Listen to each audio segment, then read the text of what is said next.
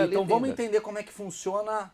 A gente vai chegar daqui a pouco em falar dos casos mais bizarros que eu quero ouvir, mas eu quero entender como é que funciona o sistema judiciário. Obviamente você não vai conseguir me explicar isso em 5 minutos, eu teria que fazer uma aula de direito aqui, mas é só para entender como é que funciona o negócio das instâncias, que eu acho que é um assunto que Então, foi isso aí que eu falei para É. vocês, tá? Primeira instância, os juízes, depois nós temos tribunais intermediários, os que eu Não, falei, mas essa né? coisa que eu quero dizer, antes de você E falar. o Tribunal Superiores, são os ministros. Não, mas eu queria né? saber mais dessa coisa assim, por exemplo, teve um negócio do julgamento do Lula. Eu acho que todo mundo começou a entender um pouco desse lance, porque foi, mas tinha a terceira instância. O que é a Não, terceira cara, instância? O que é a segunda instância? tipo, o eu que a não gente tenho tem hoje no terceira Brasil, instância. lamentavelmente, a gente tem muita instância aqui no Brasil. Essa é a grande verdade. A justiça é muito complexa aqui no Brasil. Eu conto um caso para vocês, engraçado.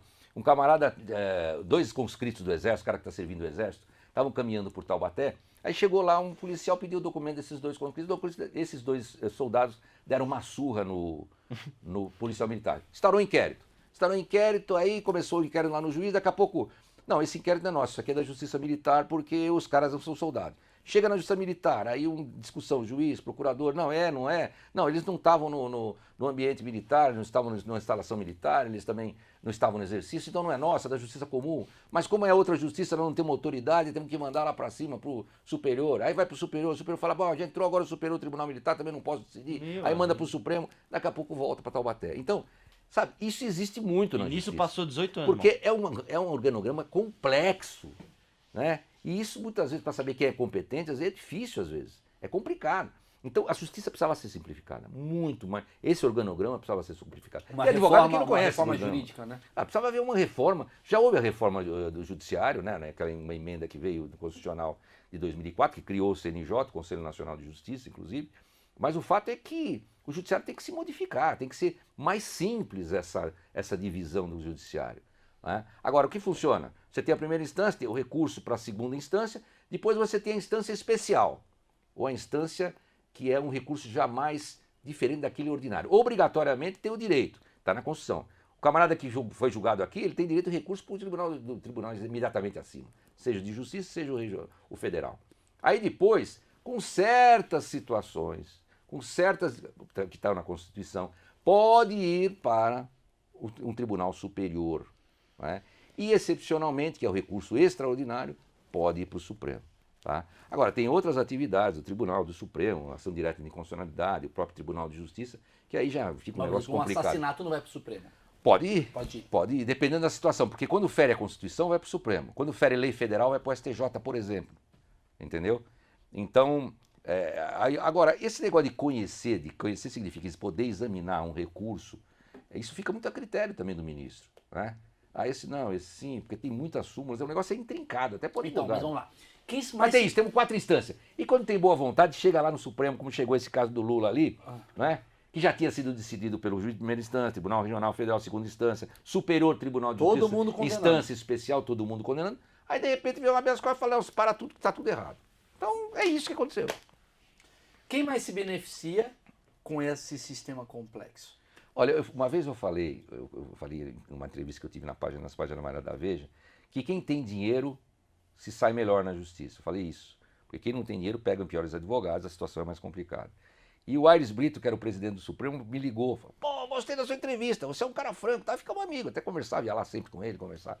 E é verdade, a justiça, se você tem bons advogados, a situação você fica numa situação melhor. Não porque o advogado vai comprar alguém, mas porque o advogado ele tem condições, e o sujeito tem condições de eternizar aquela situação, de recorrer, de entrar com vários recursos. É muito complicado o nosso direito processual civil, é muito difícil. Então você está me dizendo que... Eu acho que o processo teria que ser mais simplificado, mais simplificado.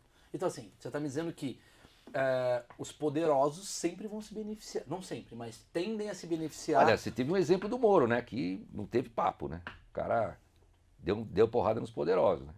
Então, mas às vezes você tem aquela coisa do advogado, que é o que vai recorrer, que vai mudar. Então, esse advogado. Então, isso interfere às vezes, entendeu? E você tem condições, muitas vezes, um cara mais perrapado não tem menos condições de atingir uma instância especial ou extraordinária, Supremo, STJ, do que o cara que tem muita grana. Político é muito beneficiado. Olha, o que eu vejo, ali, se você falar nos tribunais de justiça regionais, estão ferrados. Todos eles. Ali é condenação direta, e às vezes condenações injustas, com a história de de perseguir, por exemplo, ação de improbidade, hoje um pingo, pá, condenou a improbidade. Os políticos são perseguidos até. Né? A maioria, lógico, com razão, tem que condenar. Mas em alguns casos, os juízes são muito rigorosos. Né? Por exemplo, você vai fazer uma licitação aí, uma licitação pequena, pô, você fez a licitação, já terminou, mas precisa fazer outra, tal, aí faz licitação fracionada, mas é coisa pequena. O cara condenado, pô, a indenizar, perde a condição política. Então, sabe, tem que ter uma coisa. Agora, então, em primeira e segunda instância, a coisa é complicada. Agora, já nas outras instâncias, você vê ali, por exemplo, no Superior Tribunal de Justiça tem a sua jurisprudência formada, ainda tem técnica. Agora, no Supremo a gente sabe que existe aí vamos dizer assim, um certo equilíbrio entre Senado e Supremo. Você viu o número de processos que a gente tem no Supremo que não estão sendo julgados. Porque fica engavetado. Né? Então, por quê? Fica ali um equilíbrio de poder entre Senado e Supremo. Entendeu? É diferente. O pessoal olha o Supremo e fala, a justiça é isso aí. Não é. Não é. A justiça não é daquele jeito. A justiça é completamente diferente daquilo. Ali é um tribunal mais político. Então, Ivan, mas quando você vê que o político ele tem direito a benefícios, como por exemplo, ele não pode ser preso. Isso é um absurdo. Isso é o sistema constitucional. Nós temos o sistema constitucional que protege determinados agentes do Estado. Então, por exemplo, o juiz, o deputado, ele não pode ser preso a não ser em flagrante delito por crime inafiançável. Né? Então, mas isso, sabe o que é isso? A situação é que se pretende com isso dar mais estabilidade e diminuir a perseguição em cima de um agente que teria que ter liberdade, vamos dizer assim. Tá? Então, de repente, se for qualquer crime, qualquer coisa, pode gerar uma perseguição em cima daquele cidadão que representa o poder. Agora, o homem, de modo geral, como somos nós, né? O homem é falho, né? Faz merda, né? E brasileiro, então... Complica, a situação é distorcida, a situação fica distorcida e no final das contas a gente vê que isso acaba beneficiando as pessoas. Você acha que esse foro privilegiado, né, que a gente está falando, deveria ser revisto também? Porque... mas o Supremo já fez uma revisão nisso, inclusive, né? Dizendo que só poderia ter prerrogativa de foro se fosse da função.